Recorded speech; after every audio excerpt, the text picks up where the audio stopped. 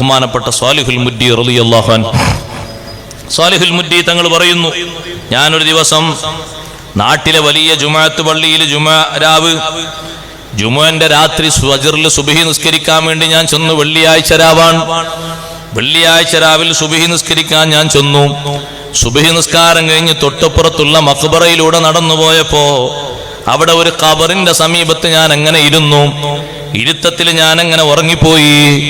ഉറക്കത്തിൽ ഞാൻ കാണുന്ന കാഴ്ച, ആ മഖ്ബറയിലുള്ള ആളുകൾ മുഴുവനും പുറത്തേക്ക് വന്നിരിക്കുന്നു.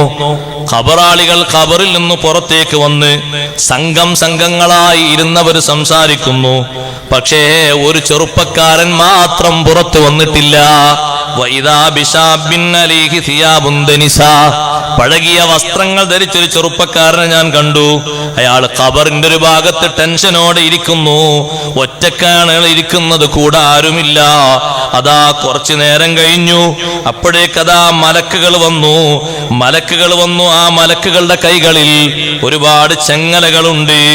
ആ ചെങ്ങലകൾ മറ്റൊരു സംഗതികളെ കൊണ്ട് ഒരുപാട് തട്ടുകളുണ്ട്.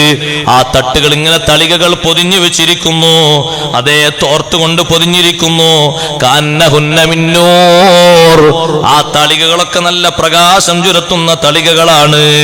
ഓരോ ആളുകളും വന്നിട്ട് ഇതിൽ നിന്ന് ഓരോ തളിക എടുത്തുകൊണ്ടുപോയി.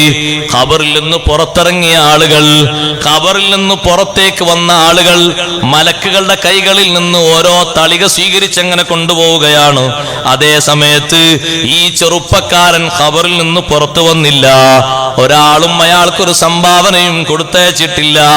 അയാൾ ദുഃഖിതനായി വളരെയധികം വിഷമിച്ചുകൊണ്ട് ഖബറിന്റെ ഉള്ളിലേക്ക് തന്നെ പോവുകയാണ്. ഞാൻ ചോദിച്ചു, ഓ മനുഷ്യ, നീ ആരാണ്? നിനക്കെന്താണ് വിഷമം? നിനക്കൊരു തളികയും കിട്ടിയില്ലല്ലോ. മറ്റുള്ളവരൊക്കെ ഓരോ തളികകൾ മലക്കുകളെ കയ്യിൽ നിന്ന് വാങ്ങിക്കൊണ്ടു പോകുന്നത് കണ്ടല്ലോ. എന്ത് സംഭവിച്ചു നിനക്ക്? ആ സമയത്ത് പറഞ്ഞു, അതേ ആ തളികകൾ ഏതാണെന്നറിയോ?